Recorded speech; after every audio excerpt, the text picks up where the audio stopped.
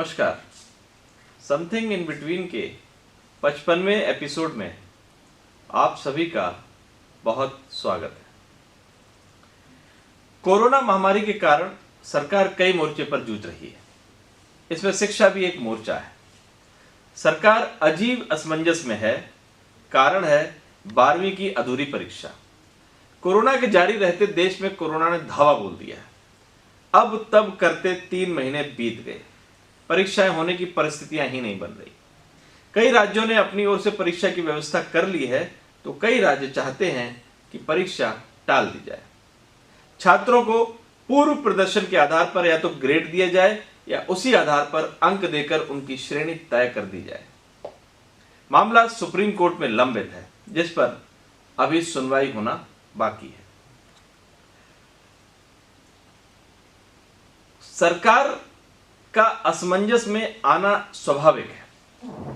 सवाल है कि ग्रेड आधारित परिणाम या पूर्व प्रदर्शन आधारित परिणाम को नीट, आईआईटी जैसे संस्थान मान्यता देंगे? संस्थान को छोड़िए, इस व्यवस्था को छात्र और अभिभावक स्वीकार करेंगे? दूसरा, संस्थान बिना परीक्षा के परिणाम को मान्यता नहीं देंगे तो ऐसे छात्रों का भविष्य क्या होगा? मगर पुरानी पद्धति से परिणाम देने के लिए परीक्षा आवश्यक है, मगर परीक्षा दिलाने की परिस्थिति नहीं बन रही और समय बीता जा रहा है। हालांकि इस पूरे मामले में सवाल दूसरा है। बहस इस पूरी परिस्थिति के दूसरे पहलू पर होनी चाहिए, ऐसा पहलू जिस पर चर्चा की सुग बुघाट तक नहीं है। असली सवाल हमारी पूरी की पूरी शिक्षा व्यवस्था की संरचना की है। शिक्षा व्यवस्था की ऐसी संरचना जहां अंक और श्रेणी ही सब कुछ है, ज्ञान बहुत पीछे है।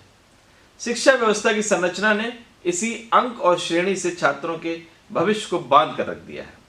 मतलब अंक और श्रेणी के बिना देश में शिक्षा की कल्पना ही नहीं की जा सकती। देश में शिक्षा ज्ञान हासिल करने का माध्यम नहीं, श्रेणी और अंक हासिल करने का माध्यम है।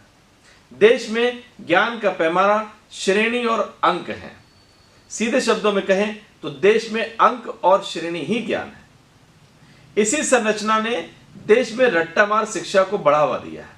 मतलब गणित के किसी भी छात्र से a+b के होल स्क्वायर का फॉर्मूला पूछिए, झट से बताएगा a² + 2 या ट्वाइस ab + b²।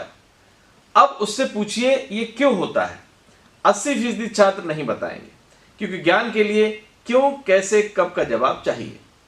मगर शिक्षा की इस संरचना से क्यों, कैसे, कब जैसे सवालों को ही गायब कर दिया गया है। शिक्षा के संदर्भ में बात करते हुए हम प्रकृति की बात करते हैं। प्रकृति मनुष्य नहीं है, इसलिए वह अन्याय नहीं करती। प्रकृति ने इस सृष्टि के हर जीवन को असाधारण बनाया है, मनुष्य को भी। सवाल मनुष्य विशेष में प्रकृति प्रदत्त उस असाधारण प्रतिभा या तत्व की खोज है। प्रकृति ने जिसमें कला की प्रतिभा दी है, वह इंजीनियर, डॉक्टर या वैज्ञानिक नहीं बन सकता। इसी प्रकार प्रकृति ने जिसे इंजीनियर, डॉक्टर या वैज्ञानिक बनने की प्रतिभा दी है, वह असाधारण कलाकार नहीं बन सकता। सवाल है कि प्रकृति ने जो अलग अलग मनुष्यों में प्रतिभा के अलग अलग रंग भरे हैं, बाल अवस्था में उसकी पहचान कौन करेगा?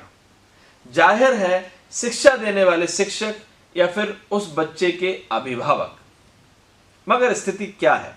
शिक्षा व्यवस्था और अभिभावक सभी को डॉक्टर, इंजीनियर बनाने में तुले हैं।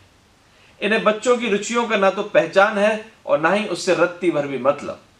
देश में विशेषज्ञता का अभाव इसीलिए है। हमने बेहतर खिलाड़ी बनने की क्षमता रखने वालों को डॉक्टर बनने की रेस में लगा दिया, बेहतर कलाकार बनने की क्षमता रखने वालों को इंजीनियर बनाने में लगा दिया। इसलिए देश में ना तो अच्छे खिलाड़ी बने और ना ही अच्छे डॉक्टर। आप देश के आईआईटी, आईआईएम जैसे संस्थानों का उदाहरण देकर इस बहस का रुख मोड़ना चाहेंगे।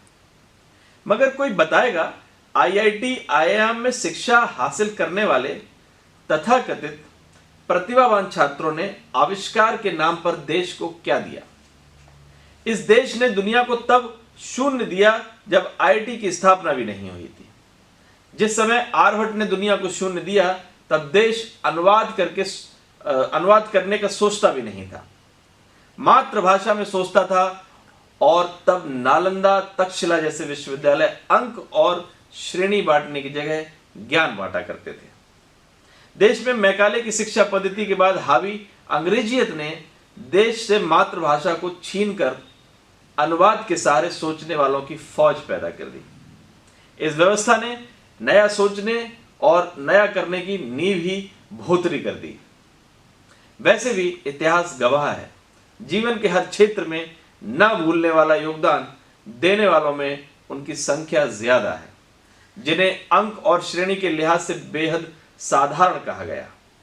अपने विचार और आविष्कारों से दुनिया बदलने वाले विचारक महात्मा गांधी, वैज्ञानिक विचारक अल्बर्ट आइंस्टीन, न्यूटन बेहद साधारण छात्र थे। 1000 से अधिक आविष्कार करने वाले महान वैज्ञानिक थॉमस एडिसन ने महज 3 महीने ही स्कूली शिक्षा ली थी। दिवंगत प्रधानमंत्री इंदिरा गांधी के पास कोई डिग्री नहीं थी। उससे भी पीछे चले तो समाज के महानतम सुधारक माने जाने वाले कबीर और रविदास के पास तो अक्षर ज्ञान भी नहीं था। अंक और श्रेणी आधारित हमारी वर्तमान शिक्षा व्यवस्था इन्हें कितना अंक देगी और किस श्रेणी में रखेगी? चलते चलते यह जानना भी जरूरी है कि भारत में तृतीय श्रेणी आई कहां से, क्योंकि दुनिया की शिक्षा व्यवस्था में तृतीय या तीसरी श्रेणी की कोई अवधारणा ही नहीं है। दरअसल ब्रिटिश शासनकाल में 18वीं शताब्दी के छठे दशक में मद्रास में पहला डिग्री कॉलेज खुला। अंग्रेजी शिक्षा के कारण विश्वविद्यालय को छात्र नहीं मिल रहे थे। तभी इस भाषा की कठिनता का हवाला देते हुए ब्रिटिश सरकार ने पास मार्क्स को 40% से नीचे घटाकर 33% कर दिया। चूंकि अंग्रेजी मातृभाषा नहीं थी, इसलिए इस विषय में पास होना हमेशा छात्रों के लिए दुष्कर कार्य रहा।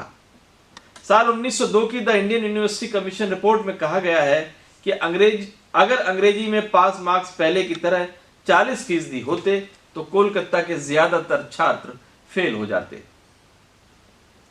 सच यह है कि इस देश को शिक्षा व्यवस्था में अंक और श्रेणी कोरोना की तरह ही एक लाइलाज जानलेवा वायरस है। ऐसा वायरस जो बेईमानी, अहंकार और अवसाद को जन्म देता है।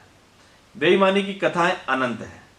इसी प्रकार बेहतर अंक और बेहतर श्रेणी हासिल करने के दबाव में तनाव और अवसाद में जान तक गंवा देने की अनगिनत घटनाएं सामने आती हैं।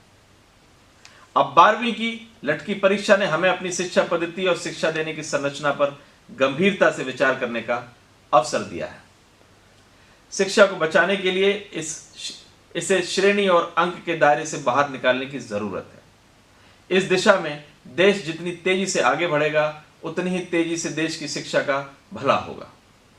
कहना नहीं होगा कि देश को आगे बढ़ने के लिए श्रेणी और अंक की नहीं, ज्ञान की जरूरत है। नमस्कार।